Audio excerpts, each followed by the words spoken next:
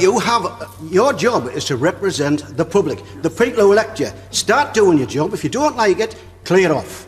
Simple as that. I'd like to actually ask the members of Parliament that are present on the panel what part of democracy they don't actually understand. All right, well, Parliament had a ballot, did it not, in order to have the referendum. They voted 6-1 to have the ballot. You took that ballot, you took the chance, we had the referendum, you didn't get the answer that you wanted, and now you want to turn it round. I didn't vote for the last. The room was packed. The live BBC debate was getting more intense with every passing minute. Angela Rayner sat at the center of the panel, carrying herself with the kind of confidence that showed she was fully ready to defend Labour's decisions in front of the public. But then, one question changed everything. A man stood up from the audience. He wasn't angry. He didn't shout. He spoke with a calm voice, but one that didn't waver. He asked, "Do you people genuinely not understand what democracy is?" In that moment, the whole atmosphere shifted. This wasn't just another critical opinion. It was a direct challenge, sharp and undeniable.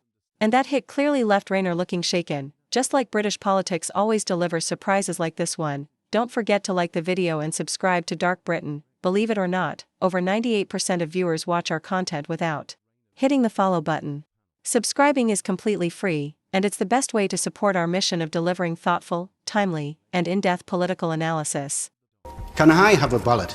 Can I answer your question? I mean, what I was saying, and my clarity is that I'm not saying and I'm not suggesting we ignore the vote. The vote is quite clear. But as a Member of Parliament, I have a responsibility for British jobs, British workers, and for our public service, and to support that. So you need clarity that we're going to safeguard that. No. All right. Sorry, your job is to represent the public, the people who elect you. Start doing your job. If you don't like it, clear off. Simple as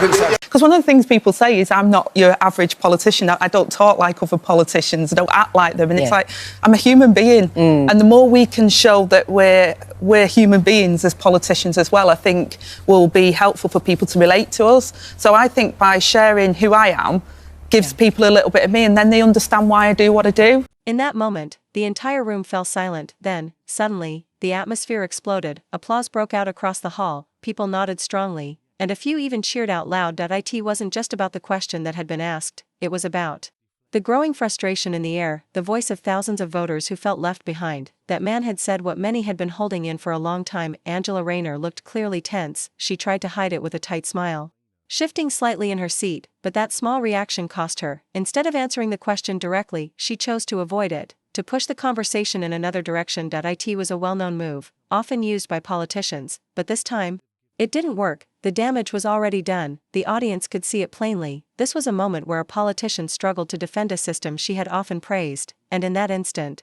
the power slipped from her hands. It belonged to the people now. Angela Rayner often speaks proudly of her working-class background. It's a key part of the image she's built, the grounded woman, the honest voice of the Labour Party. But when she was asked to clearly define who those people were, she had no answer. Deputy Prime Minister's definition of working people. The definition of working people are the people that the Tory party have failed for the last 14 years. Well, the Deputy Prime Minister stood on a manifesto promising not to raise taxes on working people. It now appears she can't even define who working people are. So I'll give her another go. There are 5 million small business owners in this country. Are they working people? I don't know how the shadow Deputy Prime Minister can stand there with a straight face when it was the small businesses, the working people of this country that paid the price of them crashing the economy, sending interest rates scoring. I think he needs to learn his own lessons in opposition. Oliver Downer!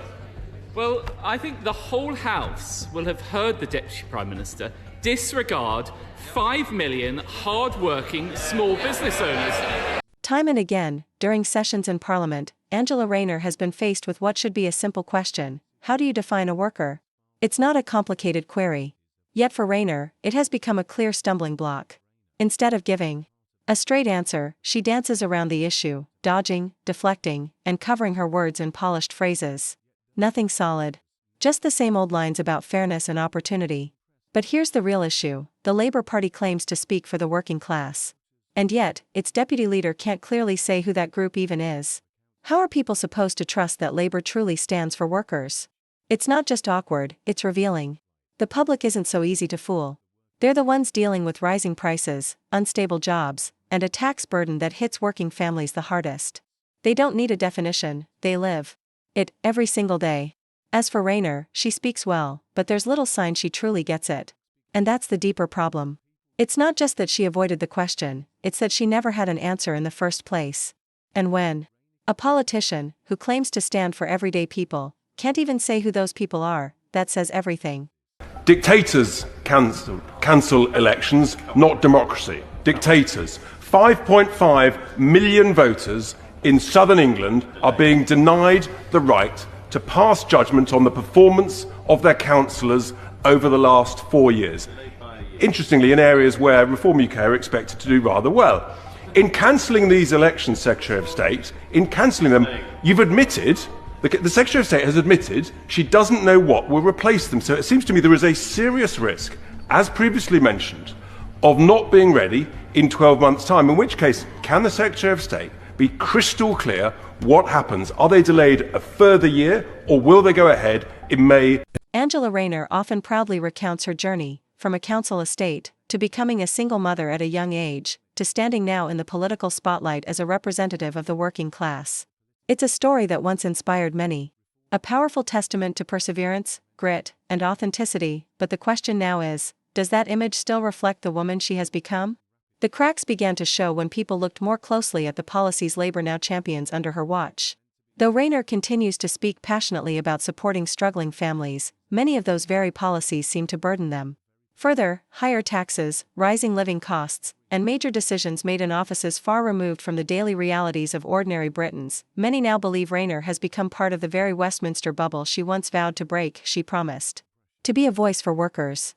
Yet those same workers now feel she's lost touch. When pressed on specifics, she often appears uneasy. And voters who once believed in her are beginning to question their faith. For countless working-class people, they no longer see themselves reflected in today's Labour Party. The promises may sound good, but they come from people living lives far removed from their own. People who claim to understand, yet have experienced none of it. Rayner's personal story remains compelling. But beyond the walls of Parliament, in the real world, where people are struggling day by day, that story is becoming harder to believe. Well, Madam Deputy Speaker, I just kindly, when the member talks about dictators, it's Reform leader that hasn't faced and elected to get to his leadership position, but the only one that hasn't. And I say to the honourable member as well, look, we're not cancelling election. I've been really clear on the rationale, which is not unique. It's not something that hasn't been done before. It's for reorganisation. It's for further devolution, so people in that local area will get more powers from this government, which is what we promised through our manifesto, and we will continue to deliver for people. Elections are meant to be the cornerstone of any democracy. At least, that's the ideal, but under Labour's watch, that principle no longer seems to hold. In a move that has sparked outrage across the country, the Labour Party has cancelled elections in key areas, precisely where Reform UK has been gaining ground. The result? Around 5.5 million voters have been stripped of their right to vote. This is not merely an administrative decision. Many see it as a deliberate political maneuver. Under Nigel Farage's leadership, Reform UK has been building serious momentum, particularly in Labour's traditional heartlands, where trust in the party is eroding rapidly. But instead of confronting that challenge at the ballot box, Labour appears to be dodging it entirely. No elections mean no ballots. And no ballots mean no opportunity for opposition parties to shift the political landscape. Public anger is mounting. Many see this as a brazen act, a direct blow to democracy itself. Labour, far from acting like a government of the people, is starting to resemble a party afraid to face the very people it claims to represent. Disagreements over policy are expected in any democracy. But denying millions the right to choose their representatives? That's not politics. That's suppression. The issue here is some people see a double standard because for several years, the Labour Party very successfully created this story around Tory sleaze and cronies and corruptions. You yourself said, we need to know what these donors were promised or expected in return for their generosity. That was you saying that. Yeah, and we saw, and Laura, we saw the VIP fast lanes on taxpayers' money, billions of pounds wasted during the COVID pandemic. These are individual donations. Nobody's been given billions of pounds contracts, millions of pounds contracts as a result. That's the distinction for me, is that people were given jobs in executive roles. People were given, contracts worth billions of pounds when we didn't actually see the benefits of that. I think that was the distinction for me. But the transparency, you're absolutely right, and I absolutely believe the public want that in terms of where's money coming from. Well, lots of our viewers. And what about Angela Rayner? When faced with tough questioning, she resorted to an old, tired tactic, invoking Nigel Farage, branding him as divisive and dangerous. It was a clear attempt at deflection, but this time, no one was buying it. People saw right through the move. The real issue is that Labour is increasingly being perceived as using its power to silence dissenting voices. And that's left millions asking the same uneasy question: who will be next? Angela Rayner may still look confident in front of a loyal party crowd, but when it comes to facing sharp, unfiltered scrutiny from the media, it's a very different picture. Time and again, she's been publicly grilled to the point of visible discomfort. Instead of offering clarity or conviction, Rayner often falls into contradictions, vagueness, and hollow soundbites. One of the most striking examples came during her interview with the BBC's Laura Quensberg. What was expected to be a routine political conversation quickly turned tense. Quensberg, never one to let inconsistencies slide, pressed hard on Rayner's shifting positions and policy contradictions, turning the interview into a masterclass in pressure. Rayner, usually quick on her feet, struggled to keep up. She deflected, rambled, and at times contradicted herself outright. It was painful to watch, and for the Labour Party, a damaging blow to the carefully cultivated image they've worked so hard to maintain. Would you reverse the cuts on corporation tax? I think that the cuts on corporation tax are missing the point, because we need that money. We need that money at the moment. Would you reverse it? Hold on. Inheritance tax. Would you reverse them? I think that at the moment, cutting at a time where we need those services and people need those services is the wrong decision to make. But I'm asking you, would you reverse the cut in corporation tax? But I'm telling you, Andrew, that our priority is you're not telling me the question. I am. I'm saying that the cuts in corporation tax, the cuts in inheritance tax, the cuts in capital gains tax. But what's the cut in capital gains tax? But what's really important, Andrew... No, excuse me, I'm asking a question. What's the cut in the capital gains tax? They've cut the capital gains tax. Elections are meant to be the cornerstone of any democracy.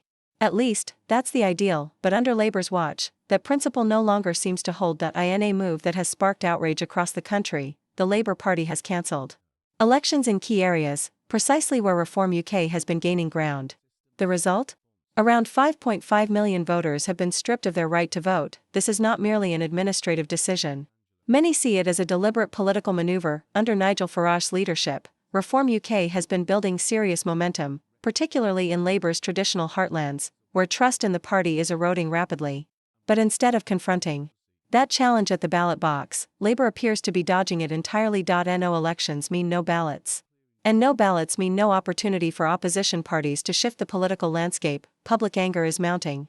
Many see this as a brazen act, a direct blow to democracy itself. Labour, far from acting like a government of the people, is starting to resemble a party afraid to face the very people it claims to represent. Disagreements over policy are expected in any democracy. But denying millions the right to choose their representatives? That's not politics. That's suppression. Thousands of Americans by giving them duff advice, and his macho, I'm all right, look at me, I've survived COVID, is an absolute buffoon. He has no place in the White House. He's an embarrassment, and he should be ashamed of himself, especially when thousands of Americans have died. The public isn't just angry. Theory outrage. The backlash was swift and fierce, with many calling it a betrayal of Britain's working class. The very people Labour once promised to represent now feel sidelined all over again. Instead of fixing a broken system, Labour's response has been to abandon British families in favour of promoting morally symbolic policies. Angela Rayner has tried to frame the conversation around fairness, human rights and inclusion, but for many such rhetoric rings hollow. British voters are watching this unfold with their own eyes, and with every unjust policy introduced, trust in Labour erodes further. Housing is not just a technical issue, it is a clear indicator of whom this government truly prioritizes. Under Labour's current leadership, it's evidently not the British people. Angela Rayner was once seen as a champion of the working class, someone who understood the daily struggles of ordinary citizens, but now a series of missteps is rapidly eating away at her credibility, from floundering during live broadcasts, failing to define what it means to be a worker, dodging difficult interviews and backing divisive policies. The list of blunders continues to grow. Those who once viewed Rayner as a symbol of strength And resilience now see a politician struggling to defend her party's agenda and failing to win back the trust of the people.